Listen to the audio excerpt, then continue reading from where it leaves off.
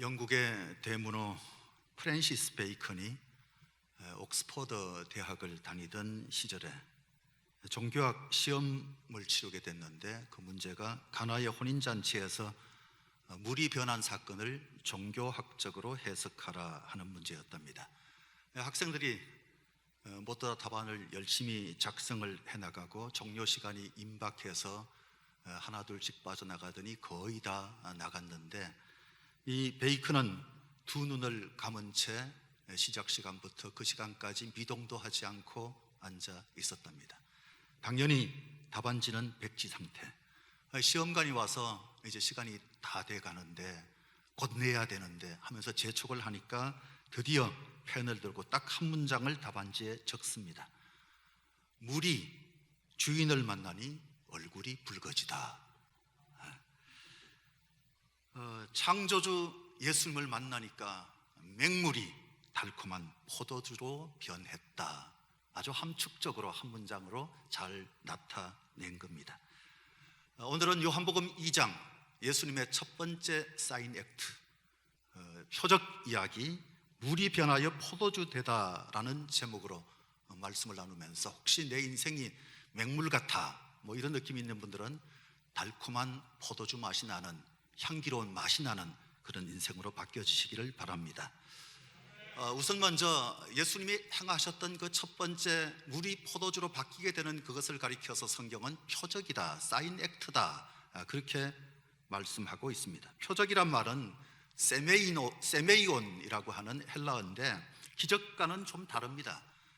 기적 그 자체가 중요하지만 표적은 그 기적을 통해서 주는 메시지, 이게 중요한 겁니다. 똑같이 기적 형태로 나타나는 것이기는 하지만, 기적은 그 자체의 의미가 있고 표적은 거기 기적을 통한 메시지가 뭔가, 이게 중요하다는 말씀. 그러니까 표적은 예수님께서 7개의 표적을 행하시는데 모두가 다 예수님이 누구신가, 그걸 드러낸 겁니다. 예수님이 어떤 분이신가 하는 것을 보여주는 것. 예수님도 기적이라고 하는 도구를 이용해서 표적을 행하신 겁니다. 내가 이런 존재다 하는 것을 드러내신 겁니다. 요한은 일부러 기적이란 말은 안 씁니다.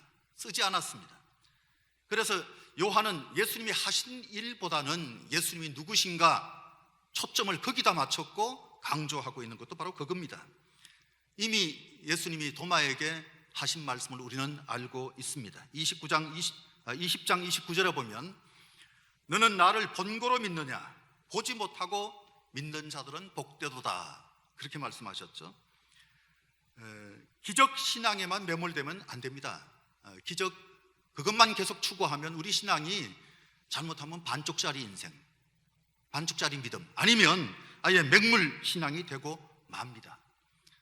이 기적의, 이 표적의 결과라고 할 수 있는 11절 말씀을 보시면, 예수께서 이 표적을 갈릴리 가나에서 행하여 그의 영광을 나타내심에 제자들이 그를 믿으니라, 그렇게 결론 내리긴 했습니다만, 이 믿었다 하는 얘기는 진짜 구원에 이르는 믿음이 아닙니다. 진짜 구원에 이르는 믿음이 아닙니다. 이건 그저 출발점 정도라고 생각하시면 될 것입니다. 그래서 절대 표적 신앙에만 머무르면 안 된다는 사실. 23절과 24절 말씀을 보시면, 우리 다 같이 한 목소리 한번 보실까요? 시작. 예수는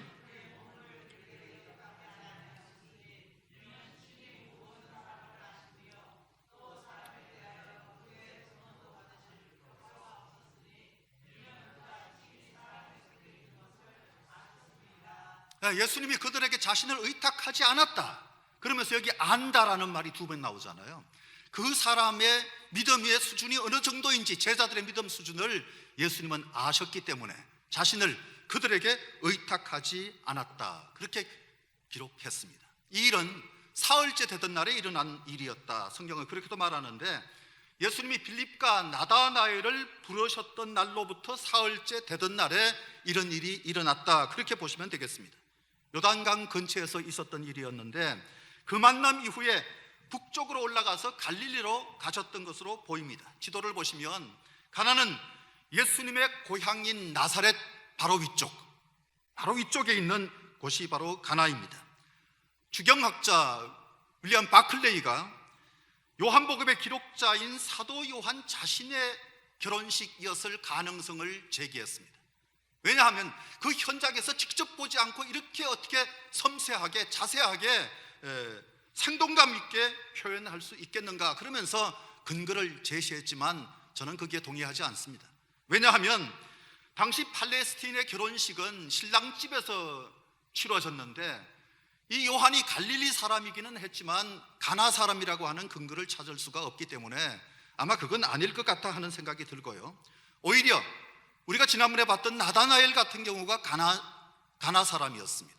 그러니까 나다나엘의 친척 중에 누구가 아닐까. 왜냐하면 결혼할 사람이 사흘 전에 그 예수님하고 따로 만나고 아마 그럴 겨를도 별로 없었을 것 같은데 나다나엘의 친척이 아닐까, 이런 추정을 해봅니다. 어쨌든 결혼식이라고 하는 것은 인생에서 가장 큰 잔치입니다.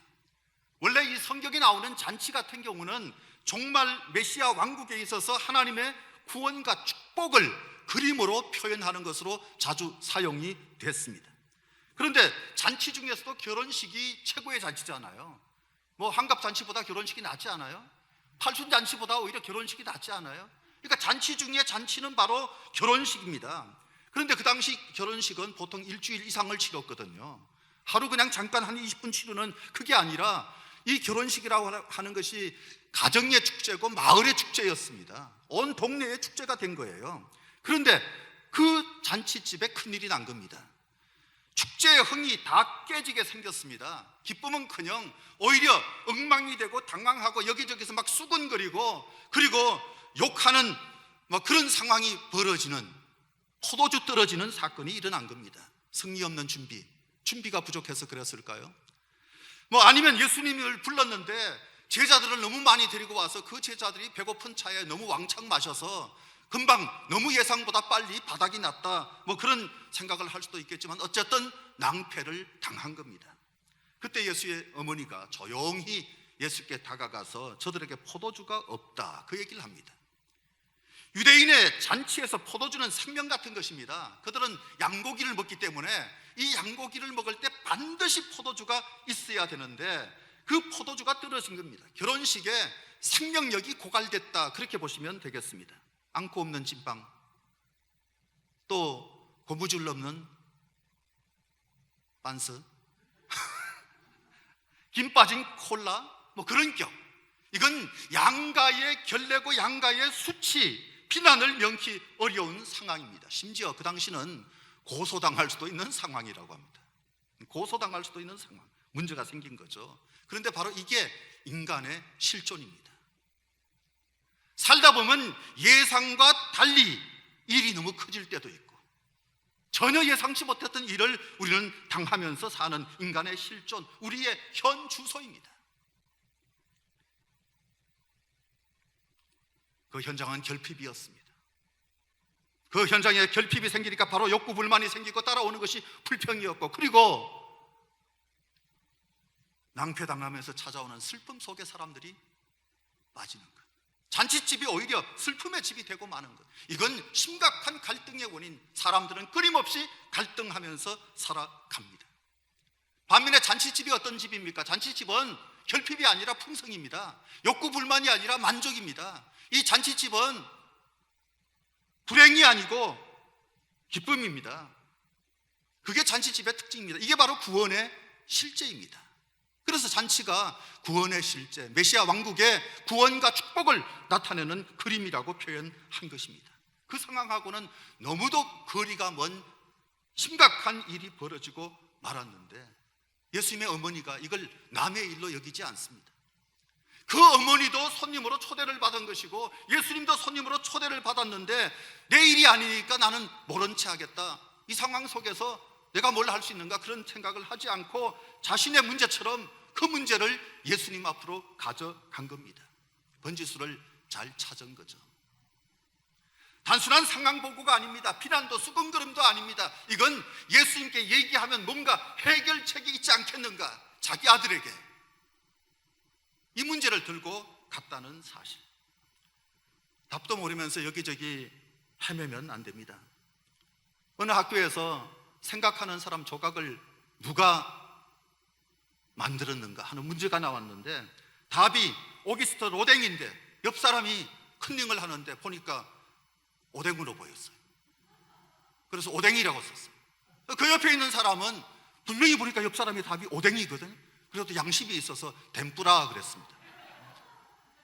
또 그 옆에 있는 사람은 똑같은 답을 내면 걸리지 그래가지고 어묵이라고 썼답니다.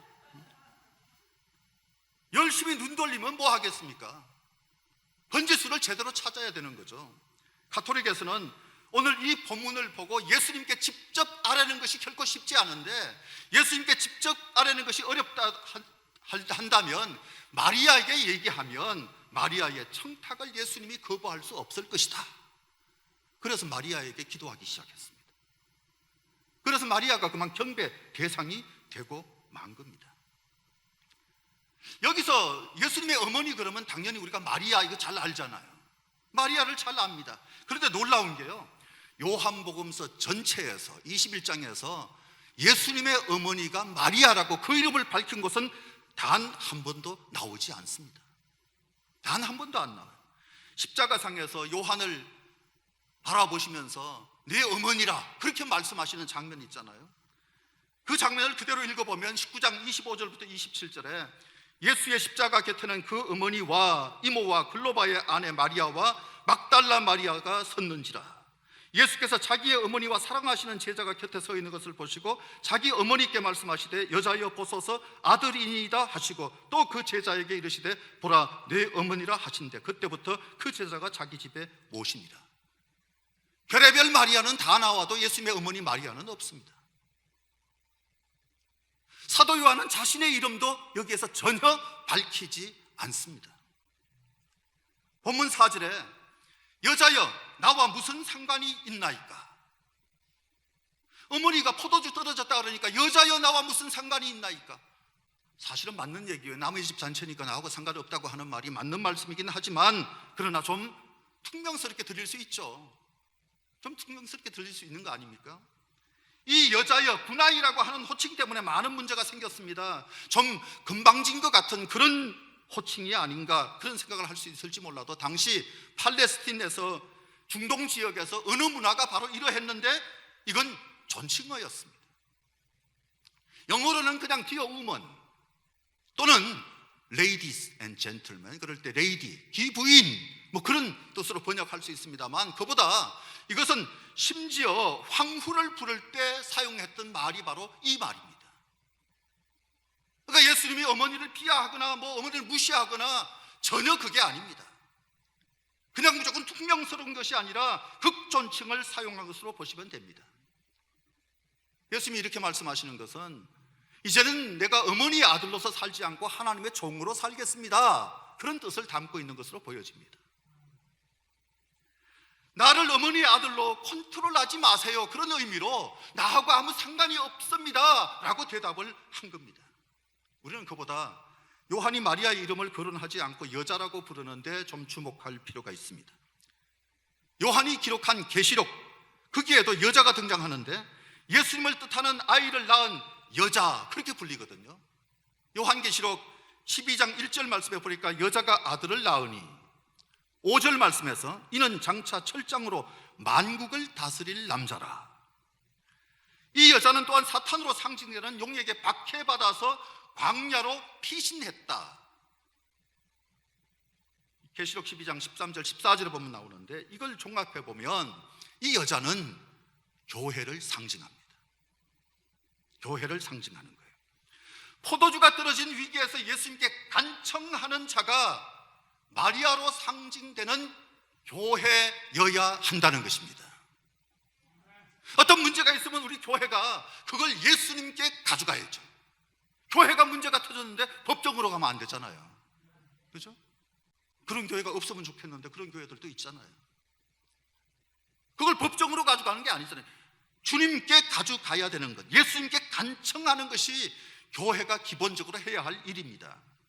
그래서 요한은 예수님과 가장 가까운 가족 관계를 형성하는 사람의 이름을 의도적으로 익명 처리한 겁니다. 의도적으로 익명 처리한 거예요.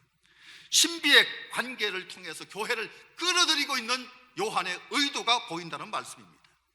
5절 말씀에 너희에게 무슨 말씀을 하시든지 그대로 하라. 무슨 말씀을 하시든지 그대로 하라. 이 말씀도 교회를 향한 말입니다. 교회는 바로 이 말을 들어야 합니다. 하인들이 들을 뿐만 아니라 교회가 들어야 할 말입니다. 교회는 무슨 말씀을 하시든지 예수님의 말씀을 그대로 하는 곳이 되어야 합니다.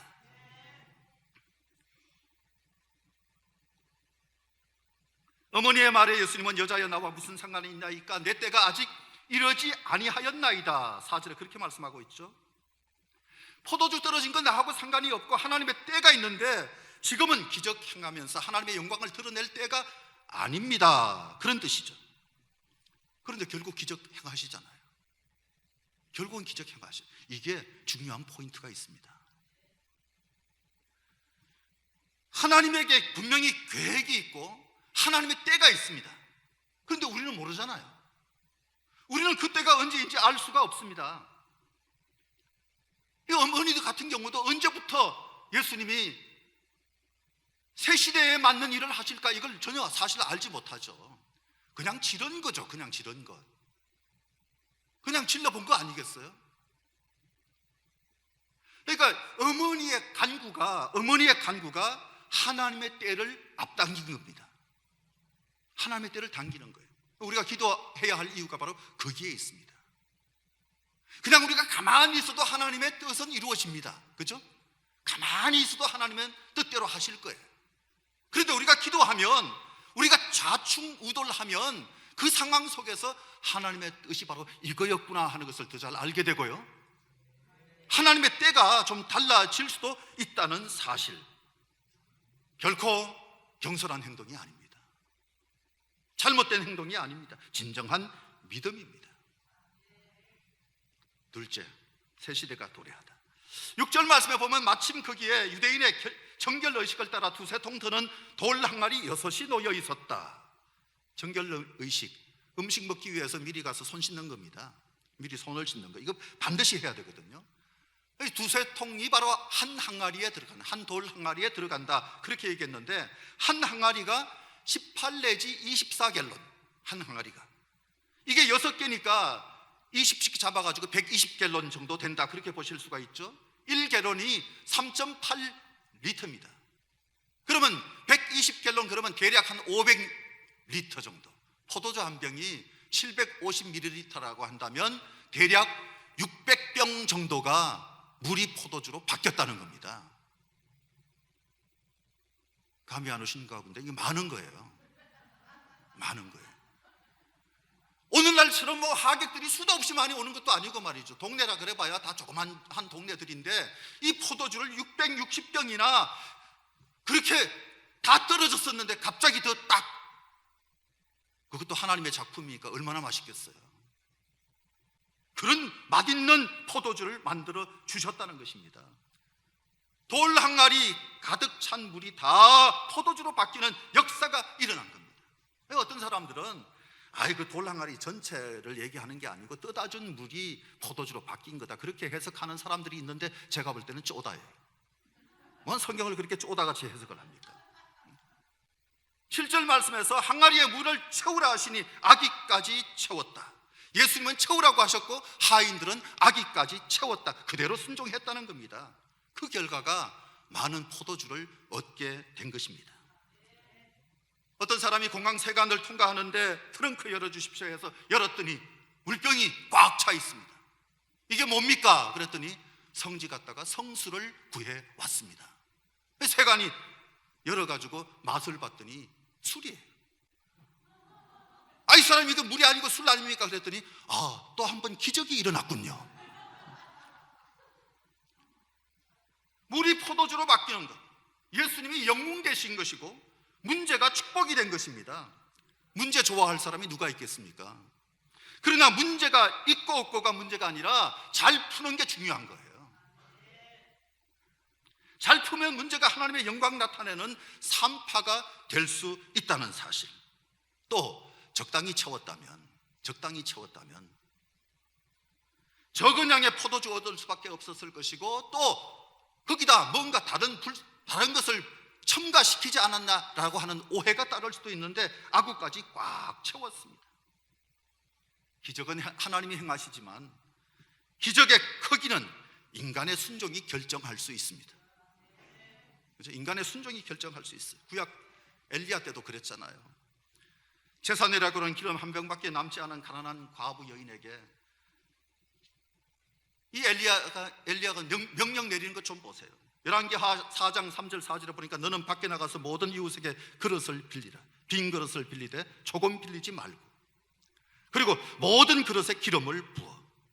엘리야의 말대로 했더니 여인은 방 안 가득 빈 것으로 채웠고 빈 그릇마다 전부 다 기름을 부으니까 모든 그릇에 기름이 찼다. 그 얘기 아닙니까? 준비한 만큼 기적을 본 것입니다. 준비한 만큼 기적을 보는 것입니다. 은혜는 준비한 자의 몫입니다. 기적도 준비하는 자가 누리는 겁니다. 하인들은 아기까지 가득 채웠고 모든 물이 포도주로 변했습니다. 미리 마리아가 은질했던 것을 생각해야 되는데 무슨 말씀을 하든지 그대로 하라. 이게 바로 믿음입니다. 그리고 하인들의 순종은 기적의 절정이었습니다. 요한복음 읽어보면요, 믿음은 순종이에요. 믿음은 순종이에요. 요한복음 전체에서 믿음은 순종입니다. 순종 없는 믿음은 믿음이 아닌 겁니다. 순종이 기적 불러왔습니다. 하인들은 순종하되 끝까지 순종을 했습니다. 아기까지 채우는 건 할 수 있어도 하객들에게 이 맹물로 가득 채운 거 들고 나갔다가는 딱이 맞을 수도 있는데 이건 못하겠습니다. 그러지 않습니다. 분명히 자기들 손으로 맹물을 아기까지 채운 그 항아리 들고 하객들에게 포도줍니다. 그러면서 갖다 줍니다. 끝까지 순종한 거예요. 이게 진짜 순종입니다. 정리해봅니다. 믿음의 크기는 그릇의 크기입니다. 네, 뭐 따라하면 더 좋고요. 한번 따라해 보시겠어요? 믿음의 크기는 순종의 크기다. 시작.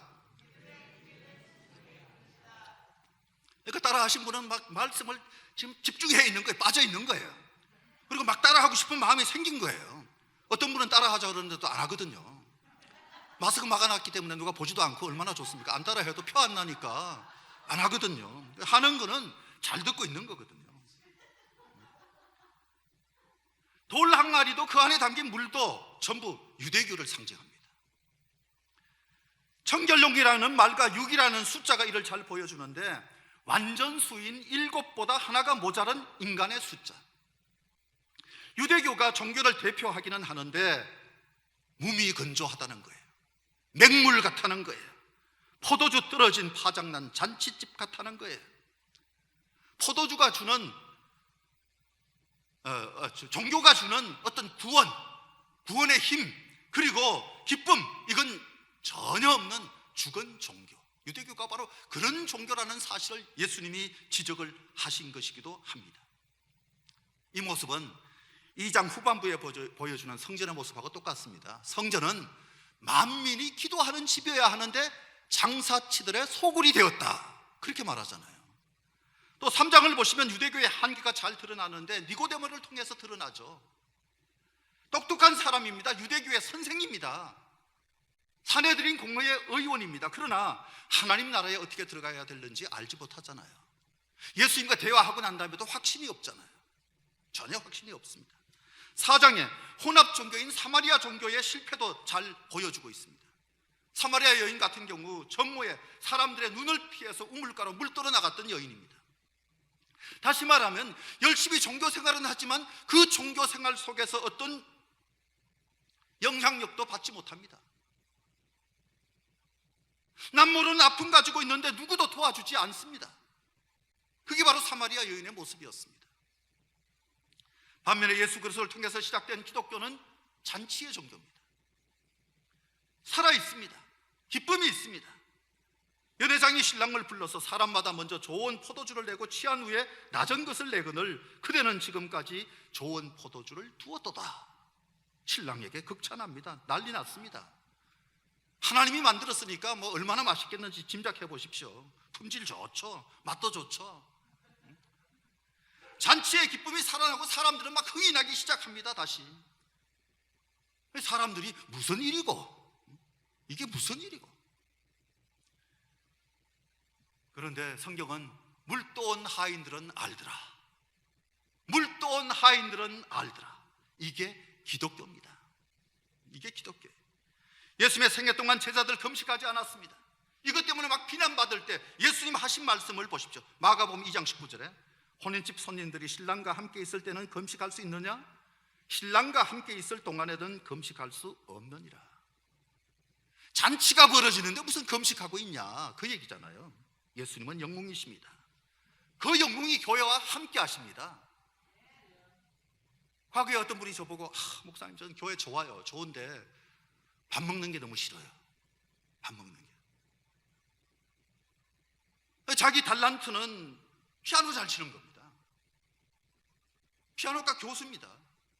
피아노 치기를 너무 좋아하고 그거 잘하고 그거 가지고 교회 봉사를 하는데 밥하러 한번 들어갈 수도 없고, 그리고 같이 밥 먹는 것도 싫고, 이 미안한 마음이 싫은 감정으로 자꾸 발전하면서 목사님 정말 밥 먹는 거 싫어요. 그런데요, 친하면 같이 먹습니다. 사람들은 친하면 같이 먹습니다. 좋아하는 사람하고 같이 밥 먹습니다. 같이 밥 먹어야 정도 들고 그런 거 아니겠어요? 예수님이 함께 하시면서 같이 나누고 그 잔치집에서 떨어진 그 상황 속에 같이 어울려 있으면서 영웅으로 이제 역사하시는 거잖아요. 새 시대를 열어주시는 거잖아요.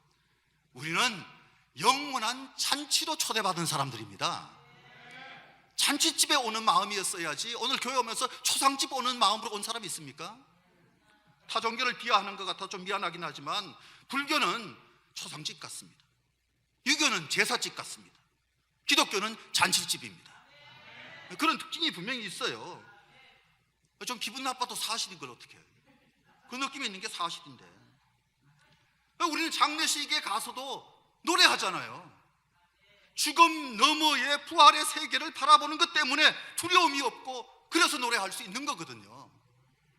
신앙인의 가장 기본적인 정서는 기쁨입니다.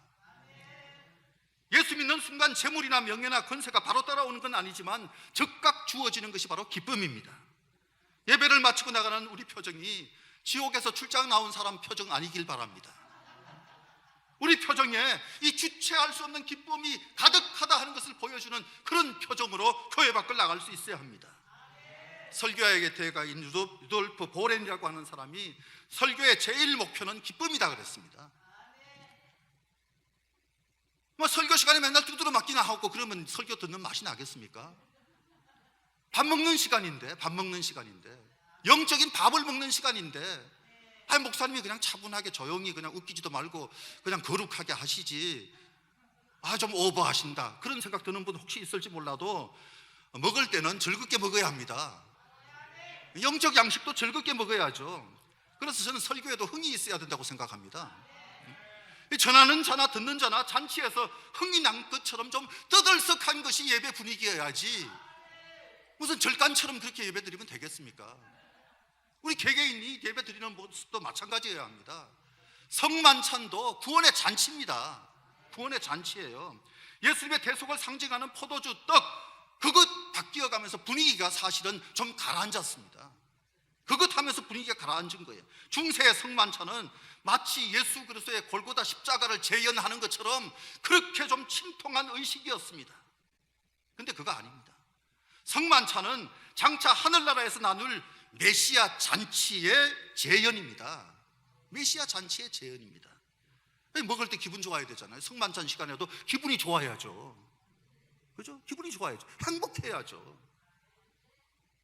맨날 골고다 십자가의 예수님만 생각하지 마시고 부활의 주님, 나와 함께 하시는 주님, 나와 함께 영원히 잔치하고 싶어 하시는 주님을 봐야 합니다. 춤추는 그리스도를 볼 수 있어야 합니다.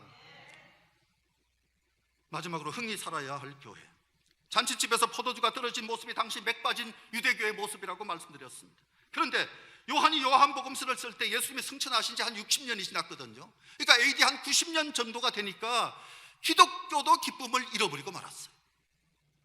기독교도 형식적으로 자꾸 갑니다. 유대교와 별반 다르지 않습니다. 그래서 요한이 그것 때문에 이 편지를 쓴 거예요. 흥이 깨진 예배, 형식적인 예배, 그걸로 종교생활을 이어가는 상황 되어서는 안 된다. 덴마크의 실존주의 철학자 케일케골이 이런 말을 했습니다. 예수님은 물을 포도주로 만드는 기적을 행하셨는데 오늘날의 교회는 더 위대한 능력을 행하고 있다. 그들은 포도주를 물로 만들고 있다. 교회가 평화와 사랑의 안식처가 되어야 되는데 전투장 되면 안 되잖아요. 그런데 온갖 차별과 저주의 말이 들리는 교회가 되면 되겠습니까? 교회 안에서마저 세상의 이념 소리가 가득하면 되겠습니까? 경쟁과 분열이 있어서 되겠습니까? 적진을 향한 돌격 직전에 선동까지 있는 교회들도 있다면 많이 잘못된 거죠. 생명의 소리보다 율법과 죽음의 말이 가득한 교회가 되면 안 되는 겁니다. 교회 안팎에서 교회는 포도주 바닥났고 더 이상 새롭게 내놓을 포도주 없다, 그렇게 간주하는 분위기이지만 우리는 마리아의 태도를 배워야 합니다. 그냥 똑똑하면 안 되고 지혜로워야 합니다. 하루는 엄마쥐와 새끼쥐가 함께 가고 있는 중에 고양이가 나타났습니다. 새끼쥐가 엄마쥐 뒤로 딱 숨었는데 그 엄마쥐가 고양이를 딱 노려보면서 멍멍 그랬습니다. 그러니까 고양이가 도망을 쳤습니다. 놀란 새끼쥐가 엄마한테 어떻게 해서 쫓아낸 거야? 그랬더니 이 엄마쥐가 하는 얘기가 요즘은 제2 외국어가 필수란다 그랬어요. 교회는 이래야 된다 저래야 된다 함부로 말하지 마십시오. 교회는 진리의 보루 이전에, 교회는 최전선의 돌격부대 이전에 잔치집이어야 합니다. 잔치집이어야 합니다.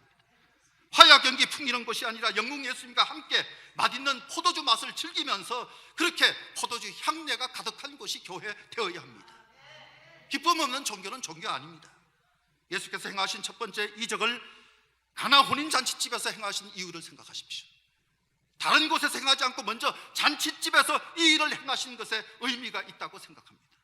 우리의 인생이 다시 한번 잔치집 인생으로 바뀌어진다면 우리의 삶이 보다 더 달라질 줄로 믿습니다. 승리하시기 바랍니다. 기도하겠습니다. 하나님 감사합니다. 이 아침에 주신 말씀을 잘 기억하고 저희의 인생 날마다 예수님 때문에, 구원의 새 시대를 활짝 열어놓으신 예수님 때문에, 지금도 함께 하시는 예수님 때문에, 앞으로의 모든 삶도 책임지실 예수님 때문에 기뻐하고 감사하는, 그리고 찬양이 있는 멋진 삶 되게 하여 주옵소서. 예수님 이름으로 기도드리옵나이다. 아멘.